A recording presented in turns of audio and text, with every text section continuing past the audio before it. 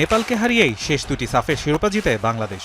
তবে এবার সেমিফাইনালের শুরু থেকেই কিছুটা অগোছালো ফুটবল খেলে পিটার বাটলারের শিষ্যরা। খেলার প্রথম মিনিটেই কর্নার পায় নেপাল। ৩ মিনিটেই বাংলাদেশের পোস্টে শট নেন নেপালি স্ট্রাইকার রাশমি কুমারী। নিজেদের পজিশন ধরে রেখে বাংলাদেশ শিবিরে বারবার আক্রমণ শানাতে থাকে ৬ বারের রানার্স আপরা। এই ধারাবাহিকতায় খেলার ২৩ মিনিটে শাহির কর্নার থেকে নেপালকে ১-০ গোলের লিড এনে দেন গীতারানী। ৪০ মিনিটেই উমেহেলা ও সৌরভীকে মাঠ থেকে নামিয়ে ডাবল সাবস্টিটিউট করেন কোচ পিটার বাটলার। মাঠে নামেন শামসুন নাহার জুনিয়র ও তহুরা। প্রথমার্ধের অতিরিক্ত সময়ে কর্নার থেকে বাংলাদেশকে সমতায় ফেরান ঋতুপর্ণা। নেপালি গোলকিপারকে বোকা বানিয়ে অলিম্পিক গোল করেন এই ফরোয়ার্ড। তৃতীয়ার্ধের শুরুতেই লিড নেওয়ার সুযোগ পায় নেপাল, তবে বাংলাদেশি গোলকিপার মিলি আক্তারের দৃঢ়তায় রক্ষা পায় আফিদারা। পুরো ম্যাচে বাংলাদেশের জালে ১৮টি শট নেয় নেপাল।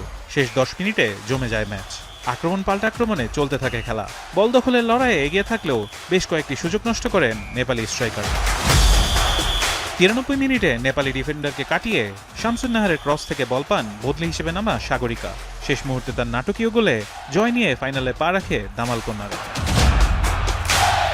ফারহান ইহসান এখন।